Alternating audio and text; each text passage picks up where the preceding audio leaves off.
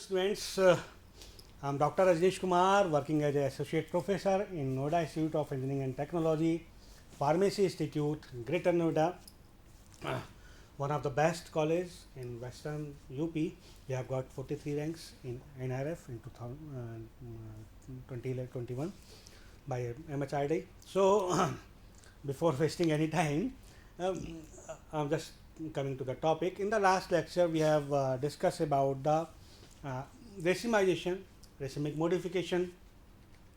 In racemization, we have discussed about the different method for the racemization. That after that, in that particular lecture, we also discuss in short about the stereoselective and the stereospecific reactions. Okay.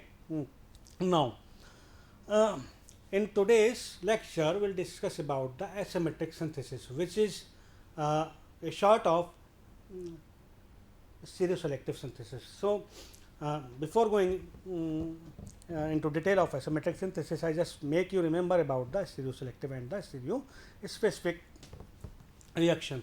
In stereoselective synthesis or reaction, I told you that when a particular reaction we have synthesizing a particular enantiomer, optically active enantiomer, that reaction is known as stereoselective synthesis.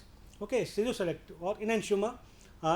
When we are forming enantiomer, then that stereoselective synthesis is known as enantioselective synthesis. If we synthesize diastereomer, then that stereoselective synthesis is known as diastereoselective synthesis. Okay. The important point in those stereoselective synthesis is that we have to use some optical active catalyst, optically active solvent, optically active reagents. We can also use you can say optically active substrate. Okay. Then we have discussed about the stereospecific reactions, in which I have told you that the stereochemistry of substrate will determine the stereochemistry of the product or the product formation. Okay. So, without wasting any time, now I'm coming to the topic of the lecture, that is asymmetric synthesis. So, what is asymmetric synthesis actually? As I told you that it is a short of stereoselective synthesis. Okay. So, asymmetric synthesis is a reaction in which an achiral unit is a substrate, a molecule is converted into the chiral unit, means chiral molecule is formed from the achiral unit in that particular synthesis, and that formation took place in such a manner that unequal amount of stereoisomers, that is enantiomer or that is diastereomers, are produced. When a compound containing an asymmetric carbon, means chiral carbon, is synthesized by conventional laboratory method from an achiral compound, the product will always formed as a racemic mixture. If such a synthesis carried out under the chiral influence, please note down, as I told you that we have to use some chiral reagents, chiral solvents, chiral catalyst. Again repeating, if such a synthesis carried out under chiral influence, only one optically active isomer will be formed preferentially over another. Okay. So, that synthesis is known as the asymmetric synthesis. Again, important points, that chiral environment is necessary condition for the asymmetric synthesis. Chiral environments is necessary, and again you can take the help from chiral reagents, chiral solvents, chiral catalyst, auxiliaries, different auxiliaries are there. So, they can all help in the formation of chiral environments. So, asymmetric synthesis often are called stereoselective synthesis. As I told you, if one of the products form exclusively, the reaction is called stereospecific. For example, you can see there, we are having the acetophenone. Okay. In the presence of sodium boron hydride, we have got racemic mixture, means we have got the mixture of two enantiomer. So here, in the presence of sodium boron hydride from acetophenone, we have got racemic modification, but when we use some chiral reagents, okay, the same molecule will yields the formation of one enantiomer predominantly. Here you can see we have got S isomer in major, as a major products, means 97.5% of the total product is S isomer, while the R isomer is formed only 2.5%. How it is happening? It is happening because of the presence of that chiral H minus. Okay. So, a seroselective reactions again. So, depending upon the relationship between the formed product during asymmetric synthesis, reaction may be enantioselective or the diastereoselective, as I told you earlier. If a particular enantiomer is formed exclusively as a major products in the presence of some catalytic reagents, then that particular reaction is known as the enantioselective reaction or enantioselective synthesis. So, important point is an enantioselective reaction is one in which one enantiomer is formed in preference to the another in a reaction that create an optically active product from n chiral starting materials using a chiral catalyst, an enzyme or a chiral reagent. So, again very useful, very important that we have to take the help from the chiral catalyst, enzyme or chiral reagents. Okay. So, you can see again we are taking the example of acetophenone and we are having a particular optically active enzymes, that is oxynitrilase. R isomers are used and we are getting, you can see there one of the isomer in the major form, that is 99% pure. Now, the second term we have used is diastereoselective synthesis. Okay. Here one diastereomers are formed exclusively over another. So, those reactions are known as the diastereoselective synthesis or diastereoselective reactions. Diastereoselective reaction is one in which one diastereomer is formed in preference to another, establishing a preferred relative stereochemistry. In this case, either two or more chiral center are formed at once such that one relative stereochemistry is favored. Here you can see, you can see there, we are getting one diastereomers in the major forms. Okay, there is mixture of diastereomer, that is thioisomer, and the erythroisomers are formed, but erythroisomers are formed as a major product, and you know that it is a diastereomer. So, this is a very simple examples of the diastereoselective synthesis or the reaction. Now, come to the next, that is stereospecific reactions. So, a reaction in which stereochemistry of the reactant completely determine the stereochemistry of the product without any other option, means the substrate is in the position to tell about the product. And mainly it's stereochemistry, its configuration. Okay, and in another word, you can say that a reaction in which only a specific isomer reacts to give one and only a specific stereoisomer, then it is called the stereospecific reaction. Here you can see we are taking the example of that. We are having 2-butene. Okay, we are having 2-butene.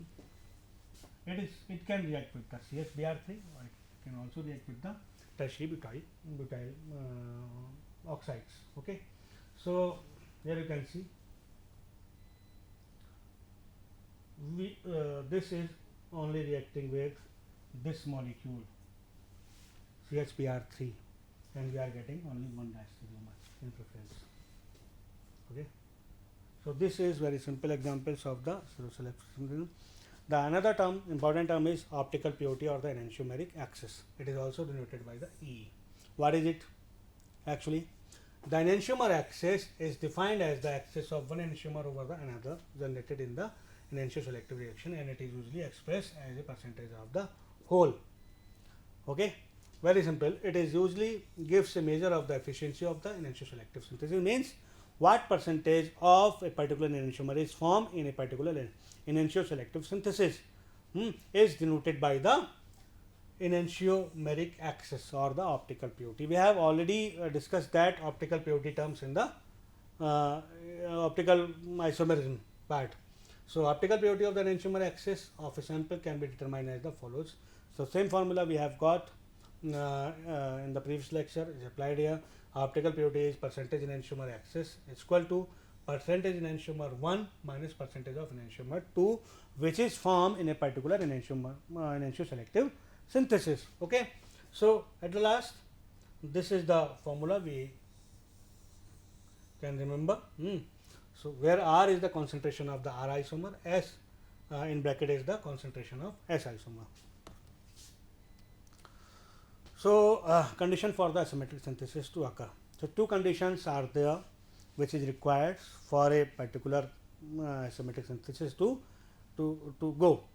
One is prochirality, means molecule in such position, molecule should be in such condition that we know as prochiral.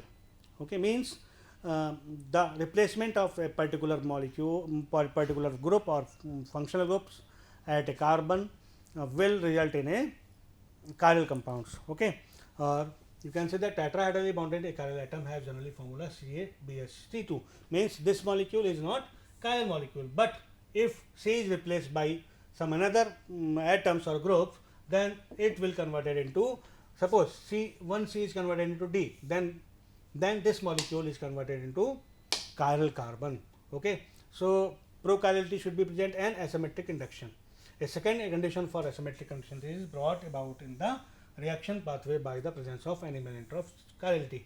Element of chirality can be anything. Okay, how? I will tell you. Which play an active role in the reactions. Property of chirality is induced by chiral reagents. I told you earlier. Solvents. Solvent means chiral solvents. Catalyst means chiral catalyst, and circularly polarized light can also be used to induce the chirality in a particular molecule. Now, two types of asymmetric synthesis are there. One is partial asymmetric synthesis and second is absolute. Partial asymmetric synthesis can be done by four ways. The one is use of chiral substrate. This is also known as the first generation method. As the name suggests, you can see that we are using a chiral substrate to obtain a particular enantiomer in a exclusively, you can say. So, 2-methylbutane 1-one is yielding a particular isomer in exclusively, while other is in minor form. Okay. So, it used nature ready made chiral center as starting materials, more economical way of making compounds in enantiomeric form. The second method includes use of chiral auxiliary. It is also known as the second generation method. Here we can use the prochiral substrate. So, in this approach, a prochiral substrate attaches with a chiral auxiliary to give a chiral intermediate, during which auxiliary dictate the preferred stereochemistry. Means the auxiliary present on the substrate will define the stereochemistry of the product. Okay. So, finally, we can remove the auxiliary after forming a enantiomer. So, here you can see asymmetric alkylation of the cyclohexanone using SAMP is a very good example of the chiral auxiliary mediated asymmetric synthesis. The third is use of chiral reagents. So, it is also known as third generation method. Here we are using a chiral reagents to form the enantiomer exclusively, a particular enantiomer exclusively. So, in this method, an inactive substrate converts selectively into the one of the enantiomer. So, as you can see, benzoyl format is there. Okay. And then we are using some chiral reagent, for example, there S plus N benzene 3 hydroxymethyl 4 methyl 1,4 dihydropyridine. When this reagent is reacting with the benzyl format, that is converted into the you can say optically active form. After that, we can get the one enantiomer in the product exclusively.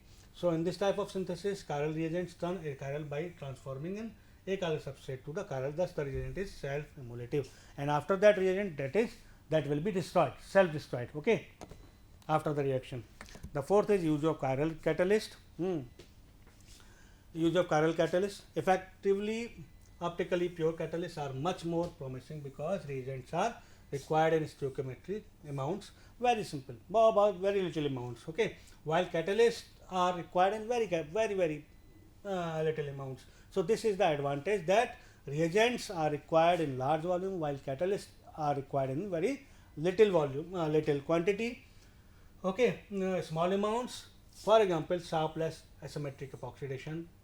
Here is the sharpless epoxidation, which yield two different enantiomer in the presence of two different catalysts. This is okay. Now, the next method for the asymmetric synthesis is absolute asymmetric synthesis. This absolute asymmetric synthesis involve the introduction of circularly light. Okay, as I told you in the previous slide, here circularly polarized light is required. So when I am talking about absolute asymmetric synthesis, circularly polarized light is used to induce the chirality in the reaction. Okay, so it is the synthesis of optically active products from a chiral substrate without the use of optically active reagents. In this type of synthesis, a physical presence of chirality is necessary. And how this chirality will be induced? By the help of circularly polarized light. For example, addition of bromine to the 2,4,6 dinitro-stilbene gives the dextrorotary products in a major form. Here we are using circularly polarized light for the introduction of chirality. So here this is the 2,4,6 trinitrostilbene when reacting with the bromine. Okay, in the presence of, again please remember that in the presence of circularly polarized light, we have got the plus isomer in major products. Okay. Okay, students. So this is all about the absolute asymmetric synthesis, and for your better knowledge, for better information, I just want to revise some of the important points about the asymmetric synthesis. So once again, I want to tell you that asymmetric synthesis of two types. One is, in short, I am summarizing. One is partial asymmetric synthesis. The second is absolute asymmetric synthesis. In case of partial asymmetric synthesis, you have to remember that a new chiral centers from a chiral centers will be produced. How? The product which is obtained in partial asymmetric synthesis is having a chiral center, I mean to say, and the substrate is not having any chiral center. So, how this chiral center is produced in the product, or the chirality will be induced. So, that chirality can be induced by using number one, chiral substrate. It can be induced by using chiral auxiliary. It can also be using by chiral catalyst, and it can also be induced by using the reagents. So, in short word, four methods can be adopted for inducing the chirality in the asymmetric synthesis to get the optically active product, okay, or the product with the chiral center. The first is use of chiral substrate. I told you in short that it is also known as first generation method, and it is important because in this method we generally use naturally ready made chiral centers as starting material. Okay. So, you can see we are having 2-methyl-butane 1-one. Okay. It is converted into 1-cyano-2-methyl-butane 1-all, which ultimately yield one product which is having the optical active chiral center. Okay. So, it is more economical way of making compounds in enantiomer puric form. When I am talking about the second method, as I told you that chiral auxiliary can also be used for the induction of chirality in a particular synthesis. So, what is the work of chiral auxiliary actually? Chiral auxiliary is reacted with the substrate in the first phase of the reaction, so that the substrate is converted into optically active compounds. When it get optical activity after the reaction with auxiliary, now this upon the reaction with another reagents can produce a particular enantioselective or the diastereoselective reaction. For example, here you can see there we are having cyclohexanone, okay, and we are using SAMP. Okay. SAMP is used as a chiral auxiliary. When this SAMP is reacting with this hexanone, we are getting a complex, that complex have the chiral center and optical activity. That particular chiral center when reacting with other reagent, for example, LDA or dimethyl sulfate or ozone, we have got the product which is optically active, means the product is having chiral center. So, this is again a very fine method. Again, the role of chiral auxiliary is very important, because it will dictate the stereochemistry of the product. Okay. So, auxiliary should be chosen very carefully. Now, the third is use of chiral reagents. So, out of 4 options, we have discussed 2 options, that use of chiral substrate in the first generation, use of chiral auxiliary second generation method. Now, the third important method is third generation method, in which we are using chiral reagent to induce chirality in the product or in the reaction. Okay. So, as you can read out, inactive substrate are converted selectively into one of the enantiomer, that is enantiospecific. In this type of synthesis, chiral reagents turn achiral by transforming an achiral substrate to chiral. Thus, the reagent is self emulative. Self emulative means the reagent will self destroyed after the completion of the reaction. So, you can see benzyl formate is reacting with S plus N benzyl 3 hydroxy methyl 4 methyl 1,4 dihydropyridine, which is a chiral reagent. That chiral reagent will react with benzyl formate in the presence of magnesium ion, and we have got S plus mandelic acid, which is a pure enantiomer as a major product. Okay. And after that, we can get the reagent in the pure form, and it is self emulative, means after the completion of the reaction, that reaction get destroyed automatically inside the reaction, and we have got the pure enantiomer at the last of the product, that is S plus mandelic acid. Now, the next method is use of chiral catalyst. So, we have used substrate, chiral substrate, we have used chiral auxiliary, we have used chiral reagents. Now, the fourth method includes the use of chiral catalyst for the induction of chirality in the reaction. Okay. So, the advantage of this particular method is that catalyst will be needed in very small quantity, while the reagents will be needed in large quantity. So, you can see there the Sharpless asymmetric epoxidation is a very good example, in which enantioselective oxidation of alkenes to the epoxides occur.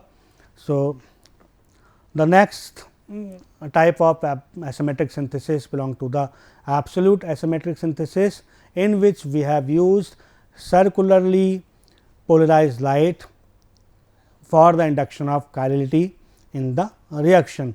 So, it is the synthesis of optically active product from the achiral substrate without the use of optically active reagents. The only thing we are using is circularly polarized light for the induction of chirality. You can see there 2,4,6 trinitrosylbene is reacting with bromine in the presence of circularly polarized light, and we have got a pure enantiomer at the last of the reaction. So, I have summarized the method of asymmetric synthesis for you students. So, thank you so much. I hope that you have enjoyed this lecture. It will be beneficial for your syllabus, for your exams in the coming days. So, thank you so much friends. Have a nice day.